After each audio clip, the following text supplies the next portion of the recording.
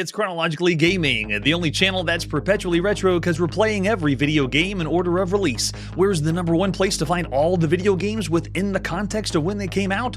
Right here on Chronologically Gaming. Welcome to the beginning of November 1982.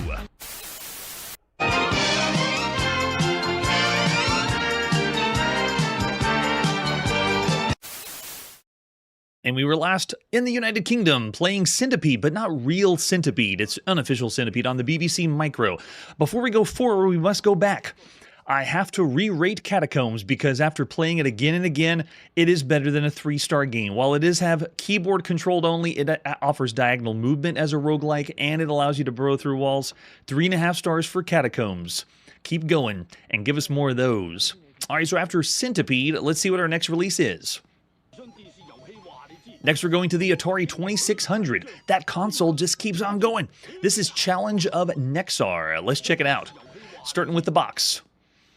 I've stressed this with lots of box fronts and covers that we've seen. These boxes that originally came out were supposed to be like some of them shiny and metallic. A Magic is one of those two.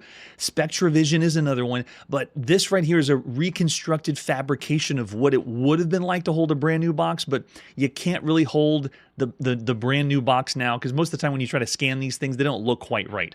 So this marks the 163rd game we've played on the Atari 2600. There's no stopping them. And this, by SpectraVision, is the third game we've seen by this company. All of them have been on the Atari 2600. You can see the front of the box is sci-fi. In fact, is that another reference to Star Wars? The ship looks like a snowspeeder on the front. We're going to see Star Wars and Star Trek references until this show ends, because and I don't even think it's ever going to end. It's just going to keep going. Let's flip it over in the back. Beyond galaxies known to man, beyond time as we perceive it, lies the source of inner power. Oh man, we're going to be finding inner power on our Atari 2600? Okay. So you can see it works with, wait a second, why are they showing 2 joysticks there? Oh, I think it is 2-player, but you can't play at the same time. For one brave warrior at a time, we salute you. What other artwork do we have for a challenge of Nexar? Nexar, there it is. That's what the scan would look like if you just took the box and scanned it like that. We want to hear some bloops and bleeps, all on Chronologically Gaming. The ad you would have seen from magazines at the time looks kind of like this, and they still have the snowspeeder on the front. Sci-fi video games, there's so many. We have over 800 sci-fi games we played on the show. There's a bunch out there. This one was ported over by Sirius Software, a very, very well-to-do publisher and developer. This is the 37th game that Sirius Software has done on the show, and this marks the 5th time Sirius Software has brought us anything that we've seen on the Atari. There it is, SpectraVision's cartridge that we're going to pop in. Every one of the third-party publishers, some of them get really unique and just changing what the cartridge is like.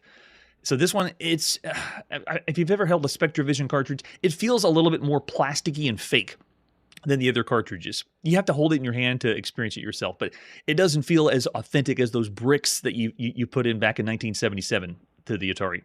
And there's an example of the screenshot. That's right. Thanks, Brian. Here's the manual for Challenge of Nexar. Tell us how to play. It boasts a multi-level mission for one brave warrior at a time. Beyond galaxies, yes. The Challenge of ... Nexar, which is an alternate title if you want to also call it that too. So it explains the table of contents here. Warning before going further, the Challenge of Nexar should only be attempted by experienced players of at least cadet level or higher. SpectraVision will not be held responsible for those who do not return. Nice. If you have high blood pressure or dislike video games, do not attempt Nexar.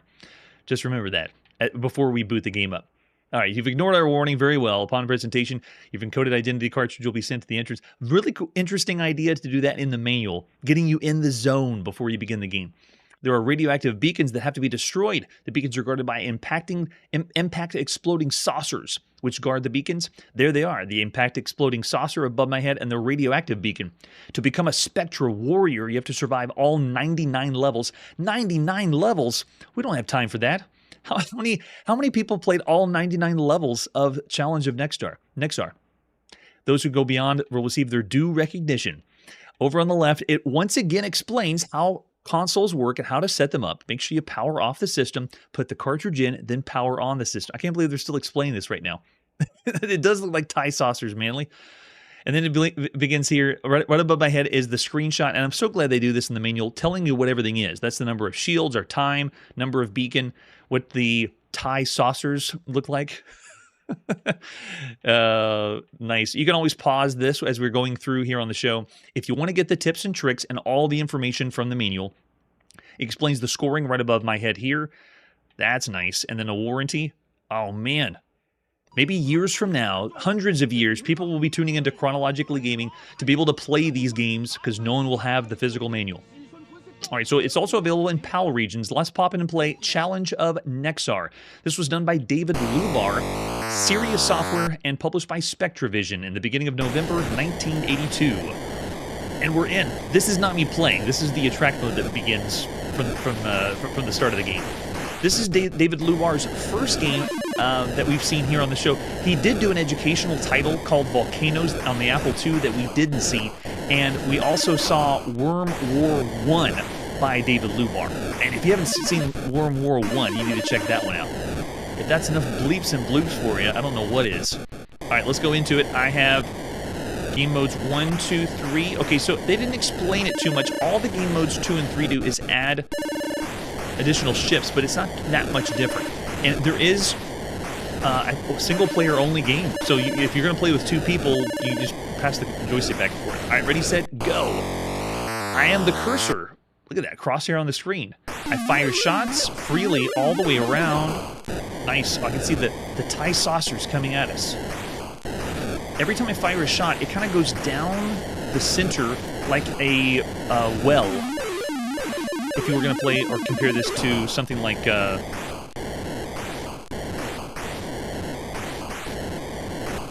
Tempest is what I was going to say. But you can see the action is frenetic, intense. They're doing this pseudo 3D effect in the back, having the multiple colors flying on the screen. Wow, yeah. I couldn't really call this Tempest though, because even though the shot is firing that way, I got freedom to move all the way around. I can like, I don't feel the restrictions of Tempest.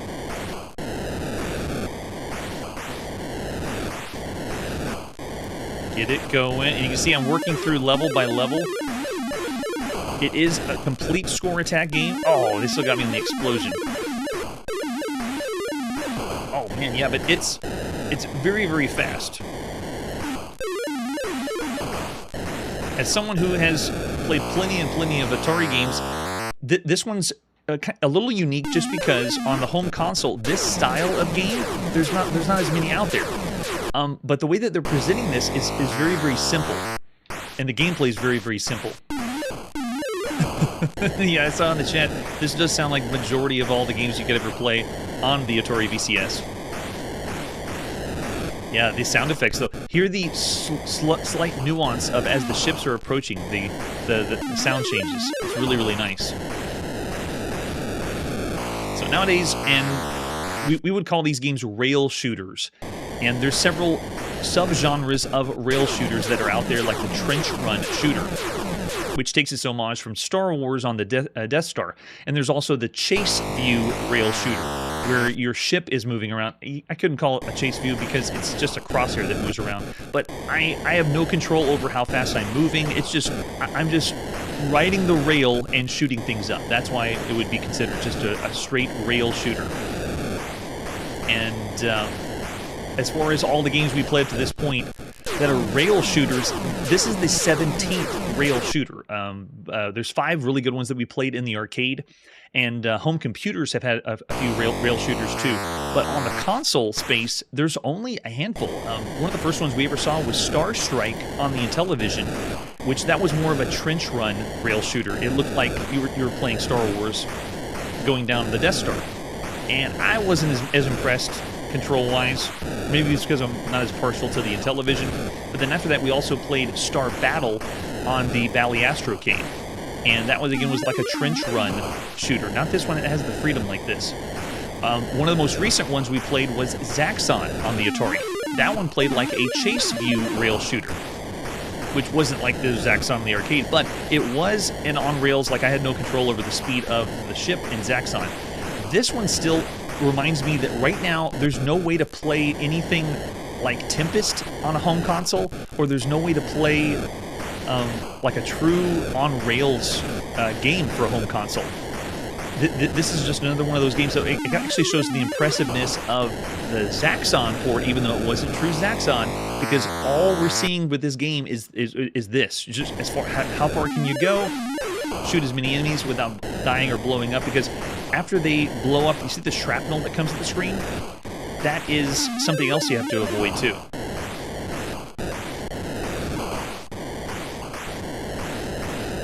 Yeah, I like the freedom. So control-wise, it works all right. It's just not doing anything super impressive. Uh-oh, I think I missed that one.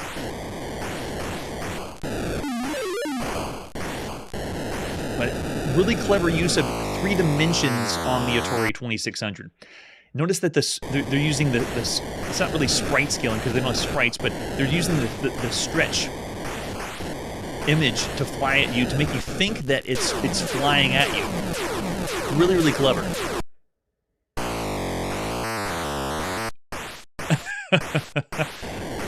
Yes, oh yeah, we haven't seen Buck Rogers yet, but that would be another example of something like a chase view rail shooter.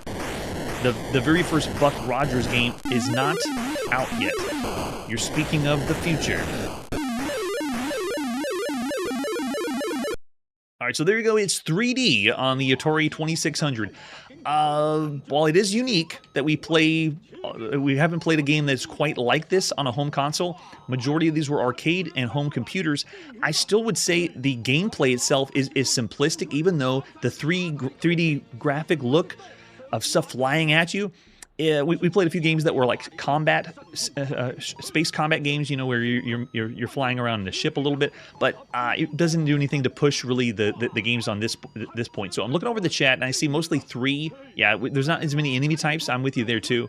I see a 3.5 from Brian. Yep, 3.5 from Manly, but mostly 3. So I'm actually going to go the same way. It is very average for all the games you could play up to this point. I wouldn't say anything bad if you just want a really well done shooter and from a different perspective. It's kind of fresh, but at this point, it's still about average. So there you go, Challenge of Nexar. Let's get some more 3D on our home consoles after that. Next up is the latest release in November on our TRS-80 is Chicken. Let's play some Chicken. Another TRS-80 game that doesn't have a lot of artwork. All I have is this ad in the bottom left corner way down there is Chicken. Don't chicken out on the TRS-80. This shouldn't be confused with Chicken on the TRS-80 from 1979 or Chicken that we played on the Atari home computer by Ace or Synapse Software. There's another Chicken too. So there's a Chicken by Synapse Software and there's a Chicken by Ace on the Atari home computer. This is a completely different Chicken. Too many Chicken games that are out there. All right, let's pop in some Chicken and play. This is by John Weaver Jr. and factory programming imposed by Soft Sector Marketing Incorporated at the beginning of November 1982. This is the 132nd game for the TRS-80 that we played on the show. And I want to play Chicken. Yes, we're ready to rock. Factory Programming and John Weaver Jr. have already appeared on Chronologically Gaming. This is the 3rd game that we've seen by them. The other ones were Rally and Dexys. Nice. I really would like to check out these addresses because majority of these games are not just including the programmers and developers, they're including the address and see if they still exist. So use the arrow keys to move your chicken through traffic as fast as possible.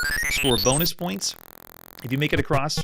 Oh, there's those awesome TRS-80 effects. So it's beginning like an arcade game. This is all in attract mode. And this chicken is very, very luckily making it across the side. Soft Sector Marketing has already done games we've seen on the show too. This is the 4th game we've seen by Soft Sector Marketing. And as far as video games with a chicken, this would be like the 4th game where you play as a chicken, if that's your thing. All right, here we go. Let's spacebar to begin. Oh, actually, I don't want to use spacebar. Yeah, joystick works. I'll take that. Sweet. Oh, yeah, spacebar didn't work, so we have to use spacebar. All right, there we go. So we're in. Yep, joystick does work.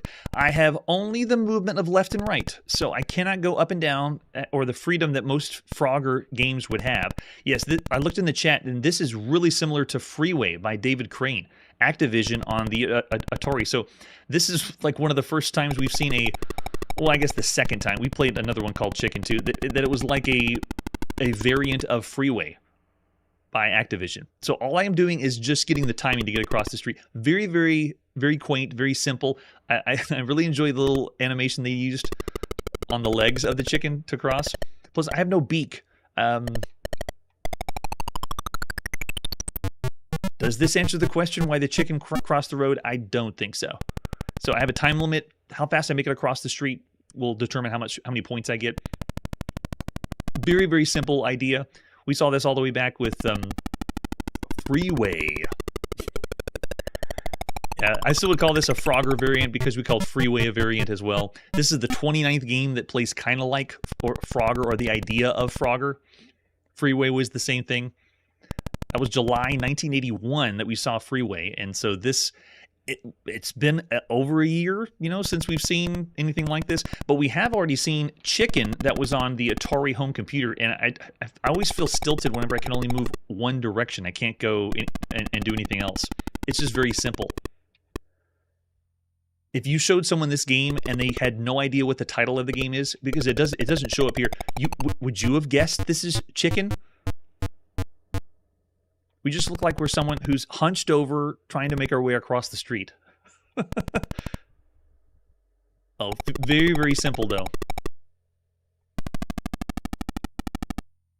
This is almost like to the point that it's a one-button game, just because of how simple, but it is using the joystick to move around.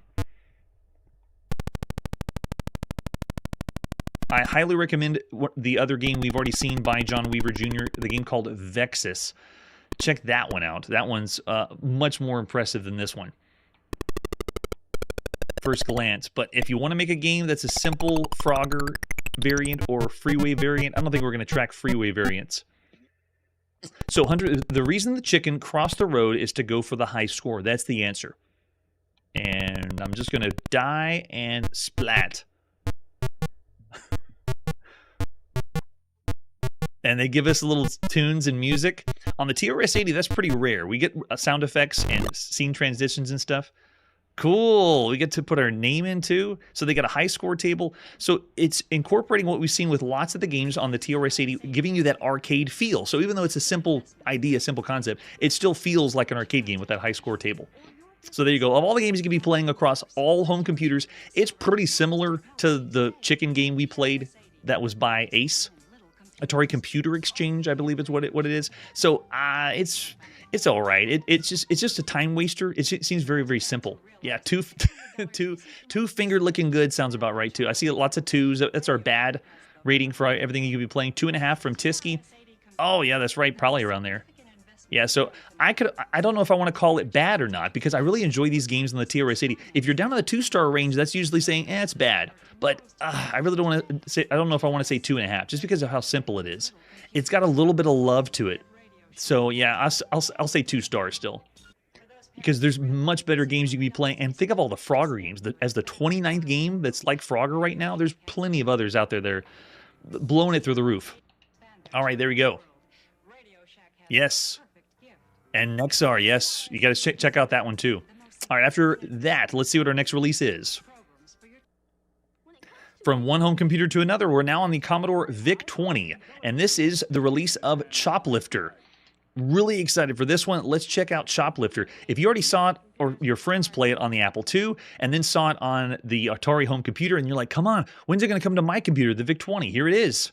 This is it. We first saw the Apple II version in May 1982, 5 stars all the way, incredible. And then on the Atari home computer in October 1982. So this is the 3rd official release of Choplifter on the Commodore VIC-20. No additional memory required. Are they crazy? They have to be able to put memory in here. This is by a completely different company than what we saw on the other systems, and different artwork too. So this marks the 304th game we've played on the Commodore VIC-20. And this is Creative Software. This is the 15th game we've seen by them. Let's flip it over on the back.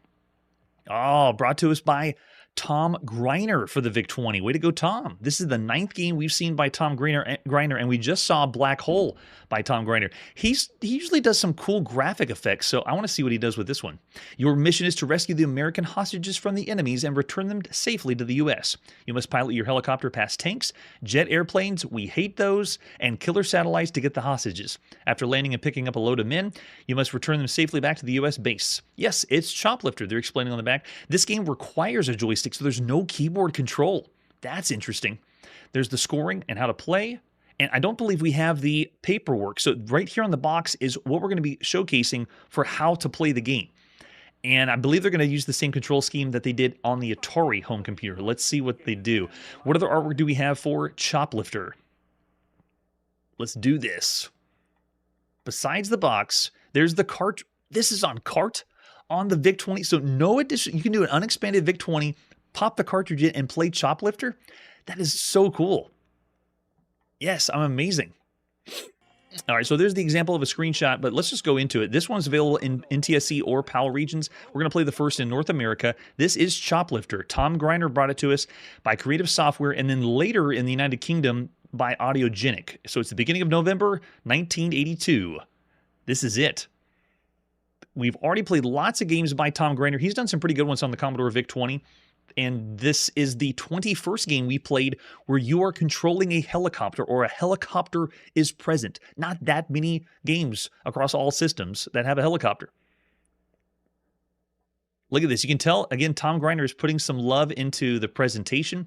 You even have his name at the top. The eye is waving. I mean, that's really charming. Yes. Broderbund. Didn't have anything to do with this one. They just offered the license to allow Creative Software to do it. Broderbund brought us the original. Go, Broderbund, go. All right, so let's go right in. Don't think they have anything after this one. Oh my gosh, see, more graphic effects. I knew Tom Griner was going to do that. Awesome. So there's our first chopper. Let's go. Joystick control, digital joystick, got it plugged in. Oh, already I'm feeling the controls. They don't feel as floaty. I feel more direct than the other games. But let's see how they do the controls. So I tap the only button I have on the Commodore VIC-20 joystick, and then if I hold it down, that's how you turn. That's it. So it's holding or tapping to make it work. Look at what we're seeing here, though. They're using like the star field for some of the parallax scrolling. That's really nice. And there, before you go to the zone to drop your crew down, they're giving you the same barrier they did on the other one. All right, so let's get into this. See how this controls. All right, so I gotta watch my shots. All right, quick, everyone, just get in. The tank's coming. I know it's coming. There it is. I already knew it too. Is it gonna say my second? Yes, second chopper. This for the Commodore VIC-20 is really impressive. How this controls, how this plays. Oh, is that somebody right by the... Oh, I thought someone was waving over there. All right, come on, quick. Why are you running? Come back here. The tank is on the way. We've already lost 5 people boarded. All right, I gotta watch my shot. Notice how I can blow up other people. And it keeps a tally in the top left of the number of people you've killed, the number that are in your chopper, and the number that you've saved. So far, I'm seeing pretty much this port bringing over everything we've seen on the other systems. This star field in the back is a nice touch. I don't think the other ports had that. All right, we land. Everybody gets dropped off. So it's a rescue mission, or we've been keeping track of these as like a transport game where you're transporting either items or people. This is the 43rd game we played that's a transport vehicular game. Oh, there's the jet. It didn't seem so bad on the Commodore VIC-20. I'm already seeing a little bit of a chug because this is the unexpanded VIC-20. So it feels like that we're pushing the Commodore VIC-20 really far. Okay, so we got another building opened up. Everyone get on. Get to the chopper! Quick! Okay, yeah, go. We'll head back now. That's what usually gets you is the jets that come back around on the right side.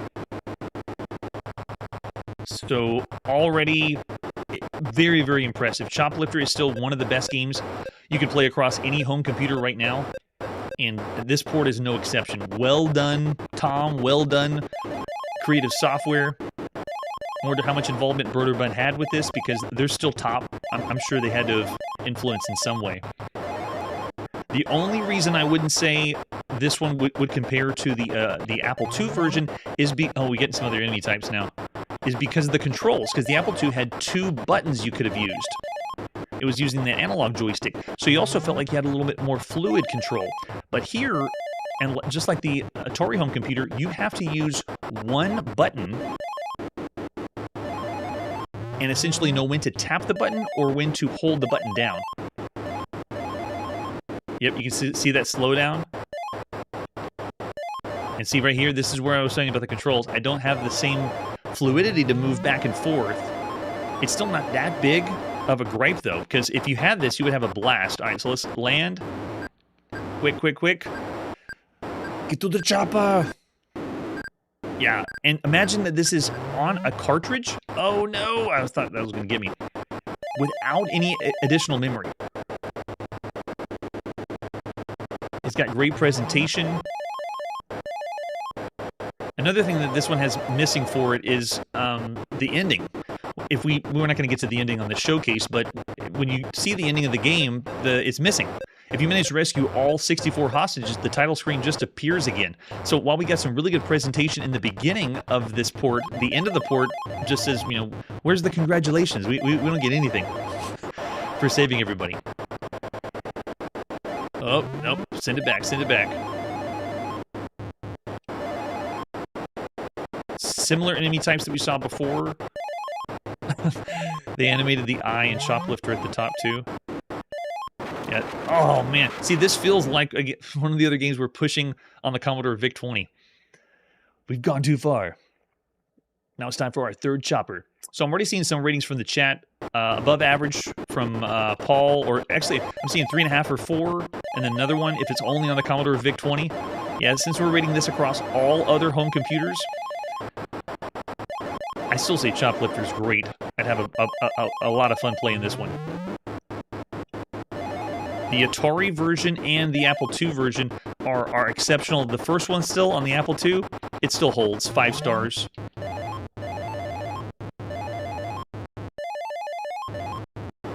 And at this point, we've already seen just a couple Choplifter variants.